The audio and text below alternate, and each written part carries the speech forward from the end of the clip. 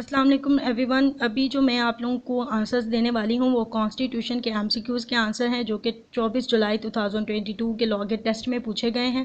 ठीक है, और इसी के साथ साथ हम बुक से देखेंगे कि जो हम आंसर्स बता रहे हैं वो ठीक हैं भी कि नहीं हैं, और इसी के साथ ही आप लोगों ने अपना अंदाज़ा लगाना कि आपके कितने एमसीक्यूज़ ठीक हैं। कॉन्स्टिट्यूशन के सबसे पहले सवाल में हमसे ये पूछा गया है कि आर्टिकल नंबर 178 के तहत जो चीफ जस्टिस आउथ लेता है यानी कि हलफ उठाता है वो किस शेड्यूल के तहत लेता है। तो उसका जो राइट आंसर है वो है थर्ड स्केजुअल। ठीक है, तीसरे शेड्यूल के तहत वो अपना आउथ लेते हैं। क्वेश्चन नंबर 2 लिया गया है जी फंडामेंटल राइट्स में से, और आर्टिकल नंबर 11 का हवाला दे के पूछा गया है कि कितने साल की उम्र से कम तक चाइल्ड लेबर जो है वो मना है, तो बिलो द 14 ईयर्स। ठीक है, तो इसका जो राइट आंसर है वो 14 ईयर्स है। नेक्स्ट क्वेश्चन है क्वेश्चन नंबर 3, और ये पूछा गया है जी स्टेट्यूट ऑफ आईसीजे में से, और आर्टिकल नंबर 26 का हवाला देके उन्होंने पूछा है, स्टेटमेंट है द कोर्ट में from time to time form one और more chambers composed of dash and more जजेस। ठीक है, तो 3 और मोर जजेस, जो इसका राइट आंसर है वो है 3 और मोर जजेस। अगला क्वेश्चन है क्वेश्चन नंबर 4, और ये पूछा गया है जी नुसरत भुट्टो केस में से। ठीक है, और उसका हवाला दे के पूछा गया है, पूरी स्टेटमेंट दी गई है, आर्टिकल नंबर 2(3) का हवाला दिया गया है, और इसका जो राइट आंसर है वो है fundamental rights shall be suspended. ठीक है, जिसने भी ये आंसर लगाया है वो बिल्कुल ठीक है। नेक्स्ट क्वेश्चन क्वेश्चन नंबर 5 पूछा गया है जी आर्टिकल नंबर 3 हवाला दे के यूएनओ का, और सारी स्टेटमेंट दे के उसने शहर का नाम एक्चुअली पूछा है कि कौन से शहर में जो है ये लोग इकट्ठे हुए थे। तो न्यूयॉर्क बहुत से बच्चों को लगा था, जो कि गलत है। एक्चुअली जो सही है वो है सैन फ्रांसिस्को। ठीक है, तो ये सैन फ्रांसिस्को इसका राइट आंसर है, जिसने भी ये लगाया बिल्कुल ठीक है उसका आंसर। अगला सवाल पूछा गया जी कॉन्स्टिट्यूशन ऑफ पाकिस्तान में से, क्वेश्चन नंबर 6 है, आर्टिकल नंबर 3 का हवाला दे के पूछा है कि कौन इंश्योर करता है the elimination of all forms of and so on, जो आगे स्टेटमेंट है। ठीक है, जो इसका जो राइट आंसर है वो ना तो पार्लियामेंट है और ना ही कोई और है, इसका सही आंसर स्टेट है according to article number 3। Question है जी क्वेश्चन नंबर 7, और ये पूछा गया अस्मा जिलानी केस में से, और सीधा सीधा हमसे ये पूछा गया कि जो अस्मा जिलानी ने केस फाइल किया था वो किसको बचाने के लिए किया था। तो ये बहुत कॉमन सा क्वेश्चन है, बड़ा इजी है, इसका राइट आंसर उसका फादर है। नेक्स्ट क्वेश्चन है जी क्वेश्चन नंबर 8, इसमें हमसे ये पूछा गया है कि कोई मेंबर हाउस से कितने दिन तक गायब रहे तो हम ये डिक्लेयर कर सकते हैं कि उसकी जगह पे सीट खाली है।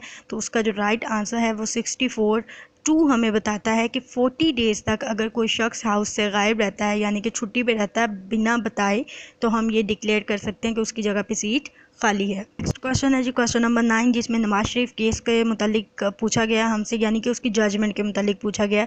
तो इसमें जो जजमेंट थी वो आई थी जी कि मिनिस्टर और जो कैबिनेट है वो रीस्टोर हो जाएगी। जो इसका जो राइट आंसर है वो रीस्टोर्ड है। नेक्स्ट क्वेश्चन है जी क्वेश्चन नंबर 10, और ये पूछा गया है 190 आर्टिकल में से, आर्टिकल का हवाला दे के हमसे पूछा गया है, और ये आप इसकी स्टेटमेंट भी समझ सकते हैं और जो अंदर उसकी एक्सप्लेनेशन है वो भी समझ सकते हैं as a statement of question. ठीक है, all executive and judicial authority throughout Pakistan shall act in aid of dash. ठीक है, तो इसका जो राइट आंसर है वो सुप्रीम कोर्ट है। अगला सवाल पूछा गया आर्टिकल नंबर 76(3) में से, इसका हवाला दे के पूछा गया है, बल्कि 3 की सारी स्टेटमेंट दे के लास्ट में उसने पूछा है कि किसकी डेसोलेशन होगी। तो इसका जो राइट आंसर है वो डेसोलेशन ऑफ नेशनल असम्बली है, और क्वेश्चन में भी 2 से 3 दफ़ा नेशनल असम्बली आ चुका है। ठीक है, और ये था जी हमारा क्वेश्चन नंबर 11। नेक्स्ट क्वेश्चन है जी क्वेश्चन नंबर 12, और ये पूछा गया है अगेंस्ट स्टेट्यूट ऑफ आईसीजे में से, आर्टिकल नंबर 33 का हवाला दे के पूछा गया है, और इसमें हमसे ये पूछा गया है कि जो कोर्ट के एक्सपेंसेस हैं वो कौन उठाएगा। तो 3 ऑप्शन है, क्लियरली पता चलता है कि तीनों ऑप्शन बिल्कुल गलत हैं। ठीक है, एक ही ऑप्शन ठीक है, क्योंकि ये यूएनओ का ऑर्गन है, यूनाइटेड नेशंस का ऑर्गन है, तो इसका जो राइट आंसर है वो यूनाइटेड नेशंस ही होगा। नेक्स्ट क्वेश्चन है जी question number 13, duration of national assembly में से पूछा गया है हमसे, और आर्टिकल नंबर 52 का हवाला दिया गया है।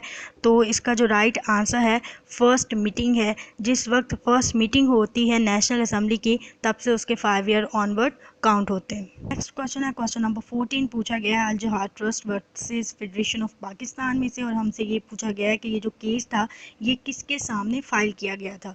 ठीक है, ऑप्शन है जी अटॉर्नी जनरल, गलत है, सेशन जज, गलत है, सिविल कोर्ट्स बिल्कुल गलत है, ये तो है ही नहीं। तो एक ही ऑप्शन बचता है हमारे पास, जजेस of supreme court and high court, और यही राइट आंसर है। नेक्स्ट क्वेश्चन, क्वेश्चन नंबर 15, मौलवी तमीज़ुद्दीन खान केस में से पूछा गया, और ये पूछा गया कि ये जो केस था ये कौन सी अदालत में फ़ाइल किया गया था। तो सिंध हाई कोर्ट में ये फ़ाइल किया गया था।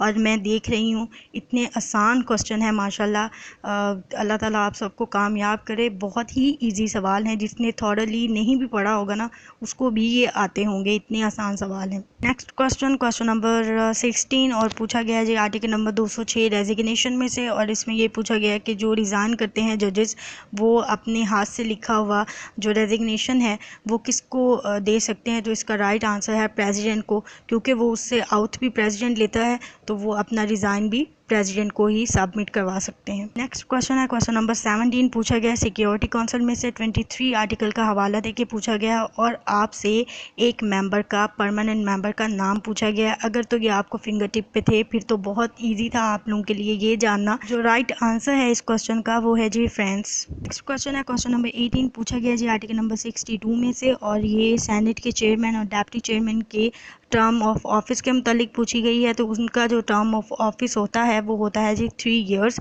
तो जो राइट आंसर है वो 3 ईयर्स है। ये थे जी वो 18 क्वेश्चन कॉन्स्टिट्यूशन से जो मेरे पास पहुँचे, और पहले जो है वो सीपीसी के थे, वो उनके आंसर्स मैंने बता दिए हैं।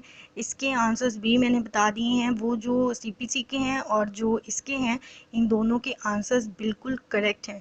ठीक है, कोई इबहम नहीं है, कोई कन्फ्यूजन नहीं है उनमें। एचईसी की गलत हो तो हमारे जो आंसर्स हैं वो बिल्कुल भी गलत नहीं है। बुक के साथ टैली करके आप लोगों को बताया है, एक एक आर्टिकल, एक एक सेक्शन का आप लोगों को बताया कहाँ से लिया गया है। ठीक है जी, तो आप खुद भी इसको टैली कर सकते हैं। और वो स्टूडेंट्स जो लॉगिन देने के बाद सबसे पहला काम जो करते हैं ये पूछने का करते हैं कि हमारी कीज़ कब आएंगी। ठीक है, मैसेज में मैसेज, और उनके लिए ये बात है कि कीज़ आप लोगों की आ जाएंगी, आप लोगों को ही देनी है एचईसी ने। ठीक है, 3-4 दिन ठहर के आ जाती होती हैं, कभी तो नेक्स्ट डे ही आ जाती है, कभी 2-4 दिन बाद आ जाती है। तो हौसला रखें। ये जो आंसर्स दिए जाते हैं क्वेश्चन के, ये आप लोगों की तसल्ली के लिए ही दिए जाते हैं।